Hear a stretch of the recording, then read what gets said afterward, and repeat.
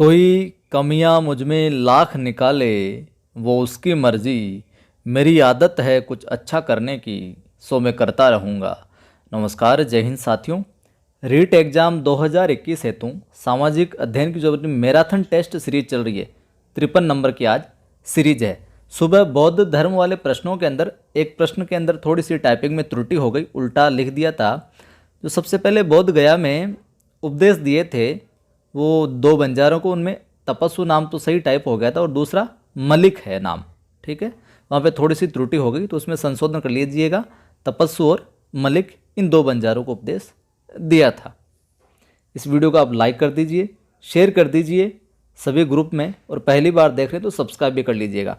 प्रयास रहता है आपको पीडीएफ भी उपलब्ध करवाएं, तो कवि आदिगणेश हिंदी नाम से अपना जो टेलीग्राम चैनल है ज्वाइन कर सकते हैं आप। इस पर जो नए बिंदु जोड़े गए हैं, जो करवाए जा रहे हैं, उनकी पीडीएफ है जो डाल दी जाएगी। प्रारंभ करते हैं।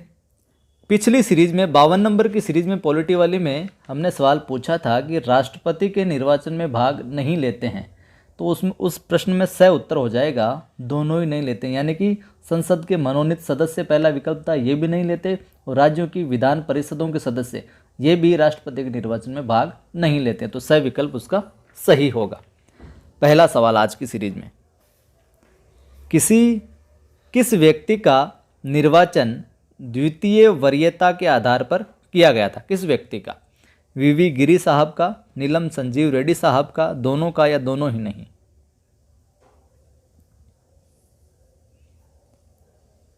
उत्तर हो जाएगा ए, वीवी गिरी साहब का है जो निर्वाचन द्वितीय वरीयता के आधार पर किया गया था।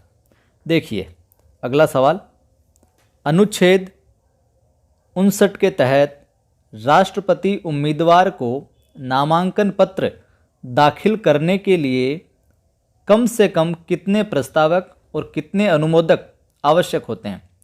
अनुच्छेद 59 में जब इसके अकॉर्डिंग राष्ट्रपति उम्मीदवार जो होता है वो अपना नामांकन पत्र दाखिल करता है, भरता है, तो कितने प्रस्तावक और कितने अनुमोदक है जो जरूरी होते हैं?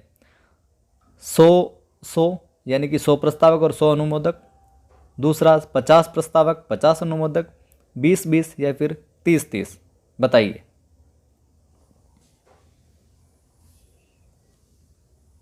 तो उत्तर हो जाएगा ब, 50 ही प्रस्तावक चाहिए होते और 50 ही अनुमोदक। इत्मीनान से सुनिए, सारे प्रश्न बहुत अच्छे और खोपड़ी में चले जाएंगे। देखिए व्याख्या देख लीजिए। 50 प्रस्तावक और 50 अनुमोदक के साथ ही 15,000 जमानत राशि आरबीआई में जमा करवानी होती है। और उपराष्ट्रपति हेतु हम बात करें प्रस्तावक और अनुमोदक की, तो उपराष्ट्रपति हेतु 20 प्रस्तावक और 20 अनुमोदक की आवश्यकता होती है। राष्ट्रपति पद का उम्मीदवार अपना नामांकन लोकसभा के महासचिव को जमा कराता है। पूछ लिया जाए राष्ट्रपति पद का उम्मीदवार अपना नामांकन किसको जमा करवाता है, तो लोकसभा के महासचिव को। राष्ट्रपति के प्रचार की प्रक्रिया 14 दिन चलती है, और उम्मीदवार यदि उम्मीदवार का भाग 1/6 मत प्राप्त नहीं होता है इसे इतना, तो उसकी जमानत है जो जब्त हो जाती है। अगला सवाल है, किस अनुच्छेद में राष्ट्रपति की शपथ वर्णित है? अनुच्छेद 60, अनुच्छेद 62, अनुच्छेद 63 या फिर 61? तो शपथ के बारे में किस अनुच्छेद में जिक्र किया गया है? उत्तर हो जाएगा ए, अनुच्छेद 60 में शपथ। 60 में शपथ, और शपथ मुख्य न्यायाधीश द्वारा दिलाई जाती है। आर्टिकल 61 की हम बात करें तो इसके अंदर महाभियोग की प्रक्रिया पहले भी हमने जिक्र किया था, और महाभियोग एक अर्ध न्यायिक प्रक्रिया है, ठीक है।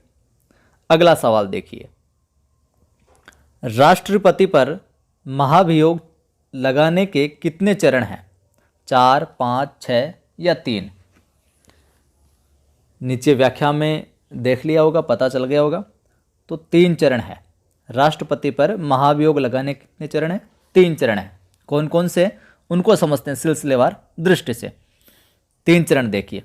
प्रथम चरण संकल्प का, दूसरा संकल्प पारित करने का, तीसरा चरण महाभियोग का, देखिए, महाभियोग लाने के लिए 1/4 सदस्यों द्वारा 14 दिन पहले लिखित रूप से राष्ट्रपति को सूचित करना आवश्यक है, ये पारित करके, और यह प्रस्ताव किसी भी सदन में लाया जा सकता है। तो पहले संकल्प, फिर संकल्प पारित और फिर महाभियोग। अगला देखिए, राष्ट्रपति पर महाभियोग चलाने के लिए मान्य है राष्ट्रपति का संविधान के प्रति उल्लंघन, व्यक्तिगत आचरण, दोनों, केवल ए।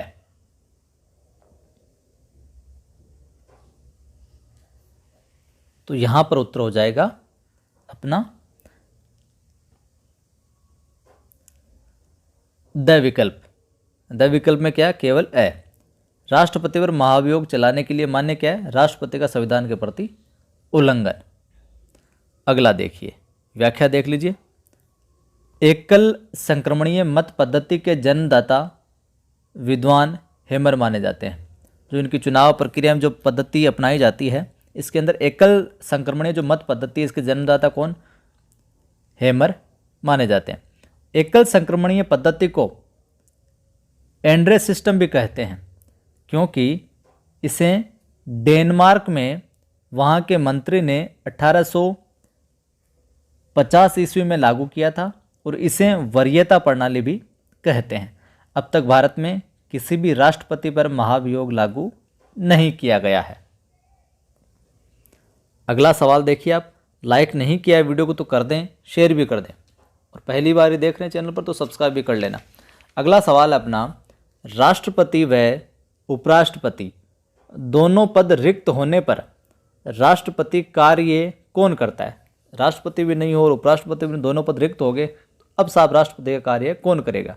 प्रधानमंत्री, मुख्य सचिव, सर्वोच्च न्यायालय का न्यायाधीश, या इनमें से कोई नहीं?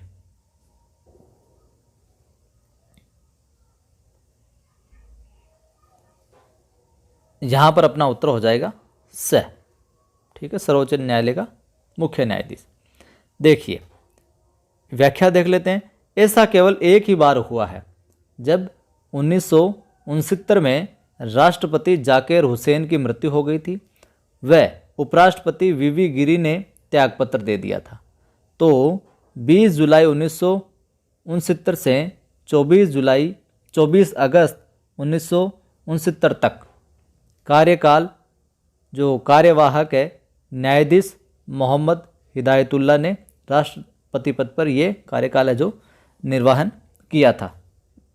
मोहम्मद हिदायतुल्लाह, ध्यान रखना। कब? जब राष्ट्रपति जाकिर हुसैन साहब की मृत्यु हो गई और उपराष्ट्रपति जो थे वीवी गिरी, इन्होंने त्यागपत्र दे दिया था। अगला सवाल देखिए, भारतीय संविधान में भारत का राष्ट्रपति कितनी बार निर्वाचित हो सकता है? असंख्य बार, 2 बार, 3 बार या 1 बार? उत्तर हो जाएगा ए, असंख्य बार। भारतीय संविधान में भारत का राष्ट्रपति है जो असंख्य बार निर्वाचित हो सकता है, लेकिन परंपरा के अनुसार 2 ही बार है जो चुना जा सकता है या चुना जाता है। अगला सवाल देखिए, राष्ट्रपति के निर्वाचन की अधिसूचना कौन जारी करता है? इस सवाल का उत्तर आप कमेंट करके बताना, नहीं आता तो ढूंढ कर बताना, फिर भी नहीं आता तो अगली सीरीज में हम आपको बता देंगे। राष्ट्रपति के निर्वाचन की अधिसूचना कौन जारी करता है? न्यायाधीश यानी कि मुख्य न्यायाधीश, सरकार, केंद्रीय निर्वाचन आयोग, या इनमें से कोई नहीं? व्याख्या बता देता हूं मैं आपको। राष्ट्रपति का निर्वाचन केंद्रीय निर्वाचन आयोग है जो करवाता है, ये निर्वाचन आयोग है जो करवाता है। अब अधिसूचना कौन जारी करता है वो आप बताइएगा। और अपने चैनल पर बौद्ध धर्म, जैन धर्म, ये महाजनपद काल और राजस्थानी बोलियों वाले जो शब्द हैं हिंदी रूप, वो लेटेस्ट जो टॉपिक है वो करवाए जा रहे हैं। इन वीडियोज को भी आप देखें और ज़्यादा से ज़्यादा शेयर करें। इंग्लिश लैंग्वेज हेतु कंप्लीट ग्रामर का वीडियो डाला गया 6 घंटे का, और टीचिंग मेथड है जो क्रमबद्ध रूप से डाले जा रहे हैं बेहतरीन तरीके से। तो उन वीडियोज़ को भी आप, अगर अंग्रेजी भाषा ले रखी है या आपके कोई साथीगण ले रखें, तो उन वीडियोज़ को भी आप ज़रूर शेयर किया करें। धन्यवाद।